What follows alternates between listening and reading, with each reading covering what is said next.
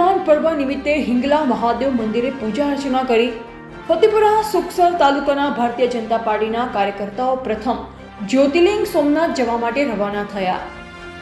જેમાં ગુજરાત સરકારના માનનીય મંત્રી શ્રી રમેશભાઈ કટારા સાહેબ, ગુજરાત પ્રદેશ સંગઠન મંત્રી શંકરભાઈ આમલિયાર સાહેબ, ફતેપુરા સુખસર તાલુકા ભાજપા પ્રમુખ શ્રી ચિરાગકુમાર બારિયા દ્વારા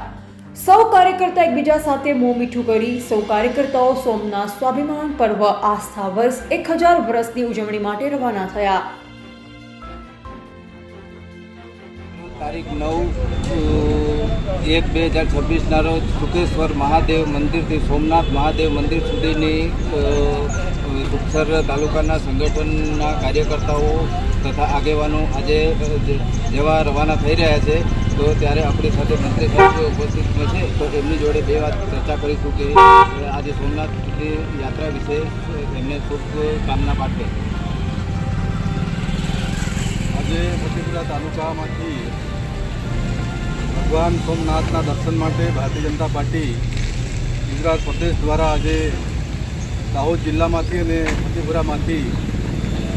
લગભગ 50 જેટલા કાર્યકર્તા ફતેપુરા તાલુકામાંથી દર્શન માટે સ્વાભિમાન યાત્રા 2026 અંતર્ગત 50 જેટલા કાર્યકર્તાઓને રવાના કર્યા છે। ભારતીય જનતા પાર્ટી પ્રદેશ દ્વારા આયોજન કરીને ગુજરાતભરમાંથી કાર્યકર્તાઓ ભગવાન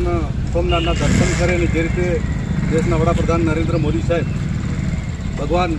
સોમનાથના સ્વર્ણ જયંતિ ઉજવી રહ્યા છે, રજત જયંતિ ઉજવી રહ્યા છે, ત્યારે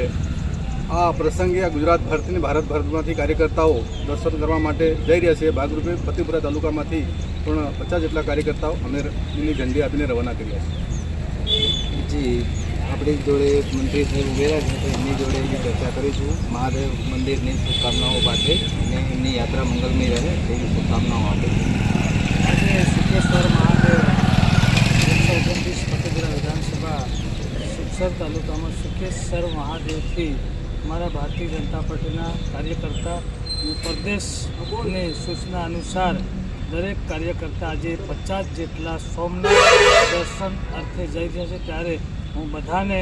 એમને જે અમારા કાર્યકર્તાઓ આગેવાનો અને બધાને શુભકામના પાઠવું છું।